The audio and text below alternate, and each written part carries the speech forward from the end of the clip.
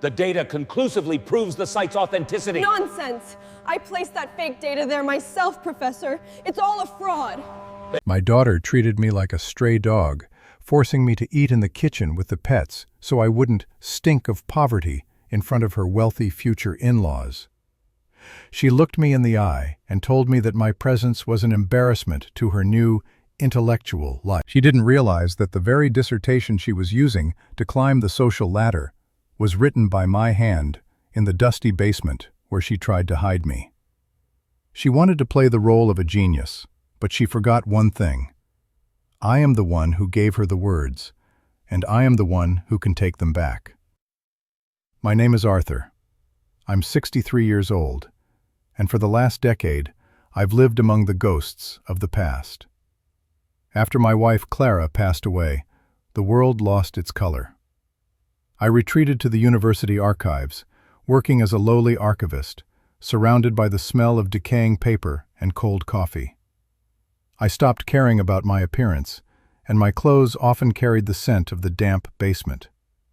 To my daughter Beatrice, I wasn't a grieving father or a scholar. I was a stain on her reputation. She was marrying into a family of quote two, and she made it clear that a man like me had no place at her table.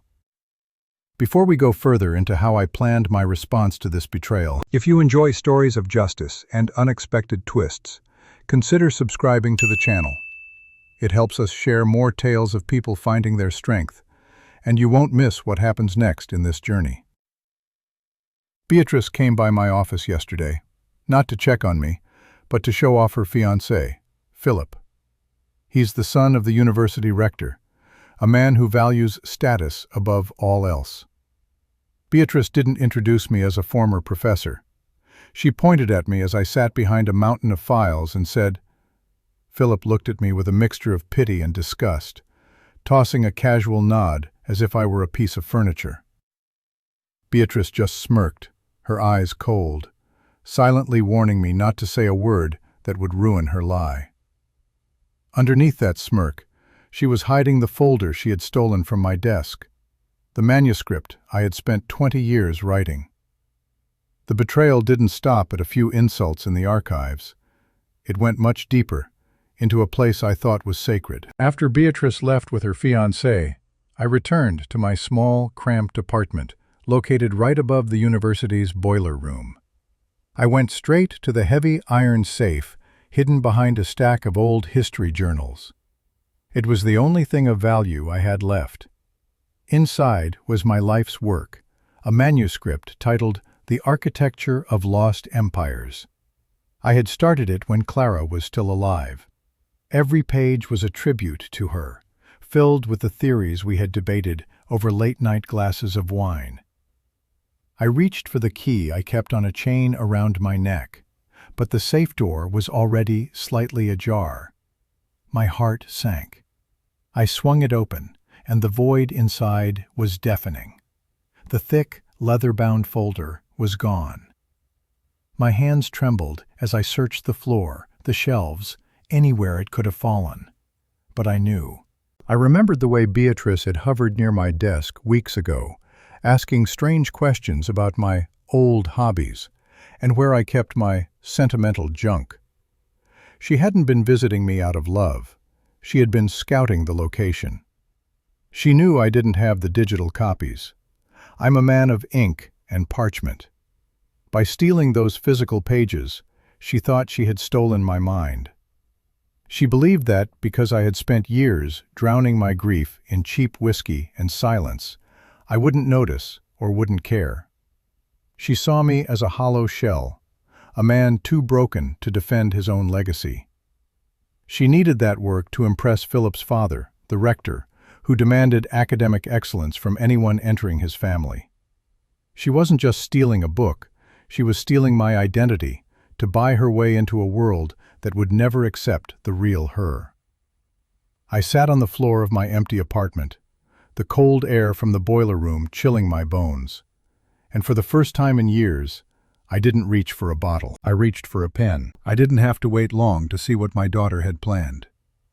A few days later, I was sitting in a dark corner of the campus cafeteria, nursing a lukewarm coffee when the overhead television flickered to the local university news segment. There she was. Beatrice looked radiant, dressed in a sharp navy blazer, her hair styled perfectly. The headline scrolling across the bottom of the screen read, quote, 7. My breath hitched. She began to speak, and the words coming out of her mouth were mine. She spoke about the quote 8, and used the exact metaphors Clara and I had perfected over 20 years. She even used a specific phrase about quote 9 that Clara had whispered to me on her deathbed.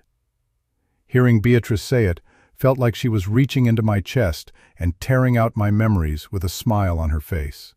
She was being interviewed by a famous academic blogger. She looked into the camera with such practiced sincerity, claiming she had spent years in, quote, 10 to honor the family name. Not once did she mention me. Not once did she credit the man who taught her how to read a map before she could tie her shoes. To the world, she was a genius. To me, she was a ghost, haunting my own life. I watched as the rector, her future father-in-law, stood behind her, nodding with pride. He looked at her like she was the daughter he always wanted, the intellectual equal his son deserved. Beatrice basked in the attention, her eyes sparkling with the thrill of the lie.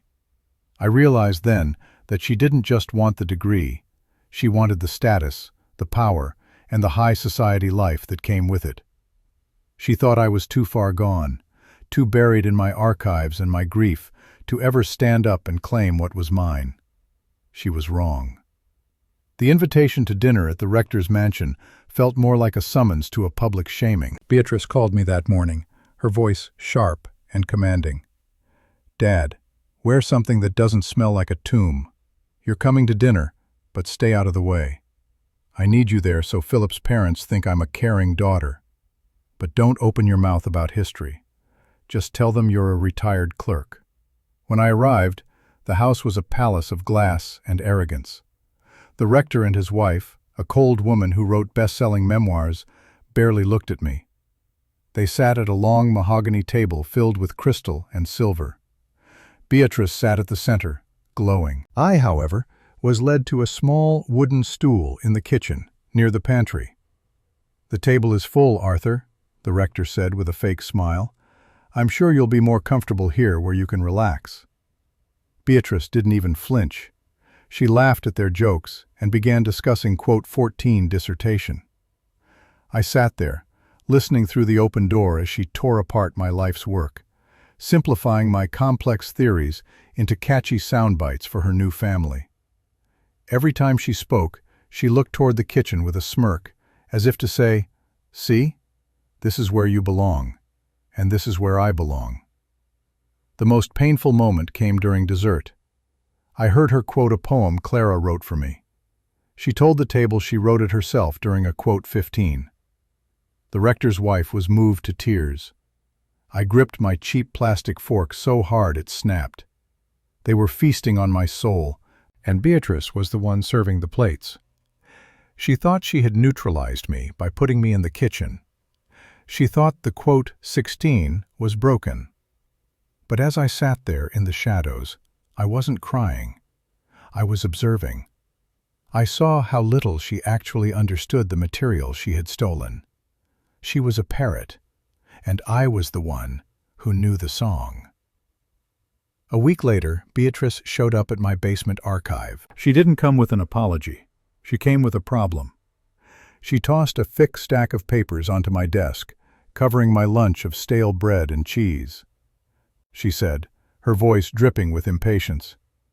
She looked at me with such condescension, as if she were talking to a child or a slow-witted servant. She truly believed that my mind had completely rotted away. She thought I was just a ghost who knew how to spell check. She ordered. I looked at the pages. My own handwriting, which she had painstakingly typed out, stared back at me. She hadn't even bothered to change the sentence structure in most places. She was lazy, and her laziness was her greatest weakness. "Of course, Beatrice," I said, keeping my voice low and trembling. I played the part of the broken old man perfectly. I even let my hand shake a little as I reached for the papers. I'll do my best to help my brilliant daughter. She rolled her eyes and turned to leave without a thank you. Make it quick. I need it by tomorrow morning. And for heaven's sake, Arthur, try to wash your hands before you touch the paper. I don't want grease stains on my future. As the door clicked shut, the trembling in my hands stopped. I looked at the conclusion of my life's work. She wanted me to quote 24. Instead, I decided to give her exactly what she deserved. I began to rewrite the final arguments, weaving in a series of logical fallacies that looked sophisticated on the surface, but were fundamentally flawed. I was building a beautiful house with a foundation made of sand, and she was too arrogant to notice the cracks. I spent the entire night working under the buzzing fluorescent lights of the archive. This was my quote 25. I didn't just fix her grammar. I sabotaged the very heart of the theory. I inserted a series of references to a fictional archaeological site, one that sounded plausible but didn't exist. I adjusted the data so that her main conclusion relied entirely on a mathematical impossibility.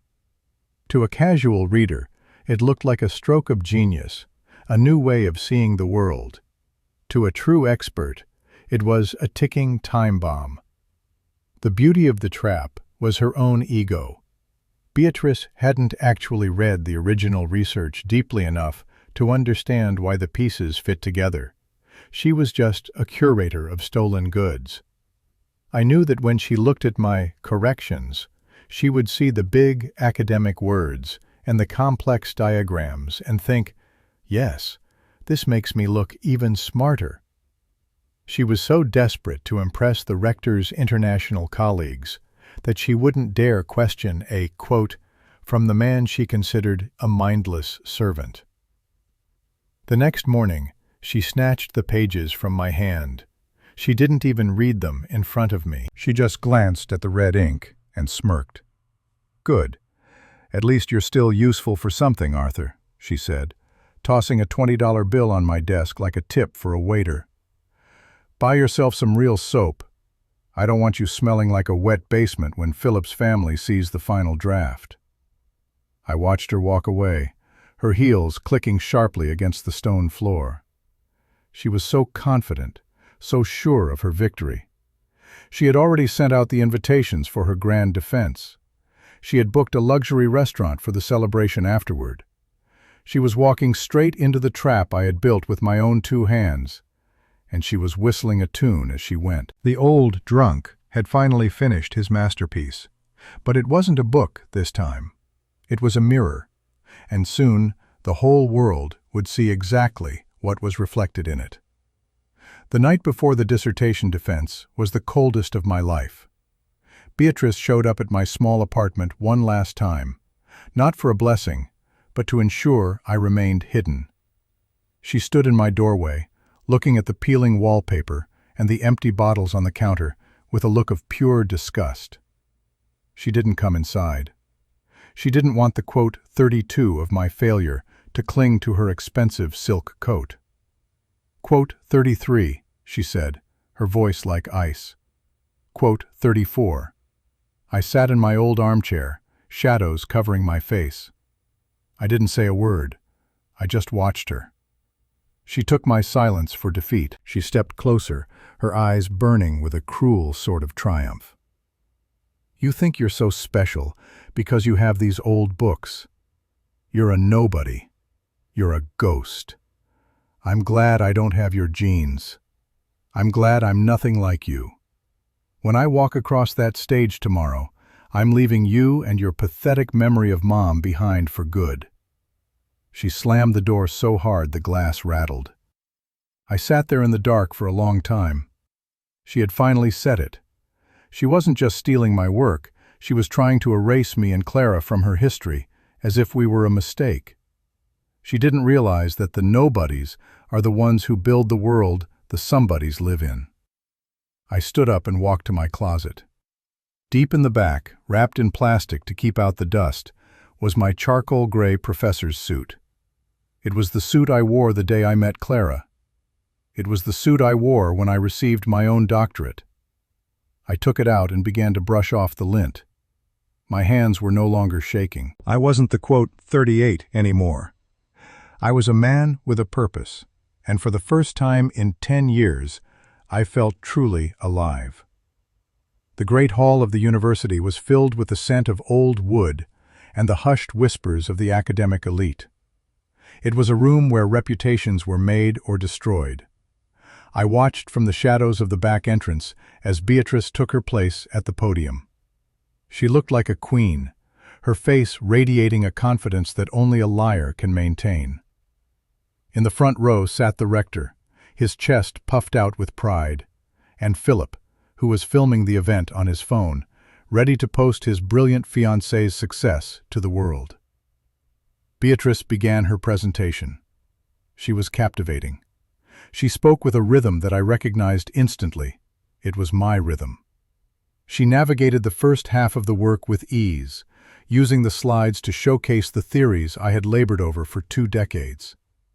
The international committee members were nodding, whispering to each other in approval. One of them, a world-renowned historian from Oxford, looked genuinely impressed. Beatrice saw this, and her smile grew wider. She was winning.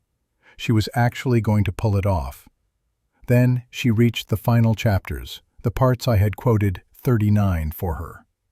She began to explain the quote 40 and the quote 41 I had embedded in the text. She spoke about them with such unearned authority, describing the non-existent ruins as if she had stood among them herself. She was so blinded by her own reflection in the eyes of the audience that she didn't see the Oxford professor's eyebrows knit together. She didn't notice the rector lean forward with a look of sudden confusion. She finished her speech with a dramatic flourish, quoting the poem about the heartbeat of ruins. The room fell silent for a moment before erupting into polite applause. She looked toward Philip and blew him a kiss. She thought she was finished. She thought she had crossed the finish line. She had no idea that I was standing in the back, my professor's suit fitting me better than it ever had, waiting for the floor to open up beneath her. The committee chairman cleared his throat to begin the Q&A session, but before he could speak, I stepped out of the shadows. The floorboards creaked under my polished shoes. "I have a question for the candidate," I said, my voice projecting with a strength I hadn't felt in a decade. The room went dead silent. Beatrice turned, her face draining of color, until she was as white as the marble columns. The rector gasped, his face twisting in embarrassment. I didn't stop. I walked straight to the front row, standing inches away from the daughter who had called me a stain. I looked her in the eye and asked, "On page 240, you described the excavations at the Temple of Eristhos. Could you explain the chemical composition of the limestone that proves your theory? Since you discovered it, surely you know." Beatrice stammered. Her mouth opened and closed like a fish out of water. It's in the data. The limestone it's typical for the region." I smiled coldly. "There is no Temple of Eristhos, Beatrice. I made it up 3 nights ago when I cleaned up your work. And that mathematical proof on page 252, it's a logic loop that cancels itself out. Only someone who didn't write a single word of this would fail to notice." A gasp rippled through the hall. I reached into my briefcase and pulled out the original leather folder. This is the opus magnum, written between 1995 and 2015. It is written on vintage parchment no longer in production, in my own hand. Every word you just spoke was stolen from a man you claimed was too senile to matter. You didn't just steal my work, you stole a tribute to your own mother. I threw the original manuscript onto the table in front of the Oxford professor. He opened it, saw the dates, and looked at Beatrice with pure disgust. The rector sank into his chair, hiding his face. Beatrice tried to scream, to call me a liar, but the evidence was undeniable. Her intellectual empire collapsed in 60 seconds. The silence that followed was heavier than any grave. Beatrice stood frozen, a fallen queen amidst the ruins of her own ego. The rector didn't say a word. He simply stood up and walked out, followed by Philip, who wouldn't even look in Beatrice's direction. The intellectual royalty she had sold her soul to join had vanished the moment they realized she wasn't an asset, but a liability. Her engagement was over, her career was dead, and her reputation was a pile of ash. I didn't stay to watch her cry. I walked out of that hall and never looked back. In the months that followed, I reclaimed my life. With the help of the Oxford professor, who was fascinated by the original manuscript, I finally published The Architecture of Lost Empires under my own name. It became a bestseller in the academic world and beyond. I moved out of that damp basement and into a small, sunlit house by the coast, filled with books and the memory of Clara. I no longer smell of old paper and cheap coffee. I smell of sea salt and success. I heard Beatrice is working in a small community library now, far from the city. She spends her days shelving the very books she once looked down upon. Sometimes, I wonder if she sees my name on the covers of the new arrivals. I didn't do it to be cruel. I did it because the truth has a weight that lies can never carry. I am finally happy, developing new theories and living a life of dignity. But I have to ask you, was I too harsh on my own daughter? Should I have protected her despite her betrayal? Or was this the only way to teach her the value of a man's soul? What would you have done in my place? If you enjoyed this story of calculated revenge and finding one's strength, please subscribe to the channel so you don't miss our next journey. Don't forget to hit the like button and share your thoughts in the comments. I read every single one of them. The end. Thank you for listening.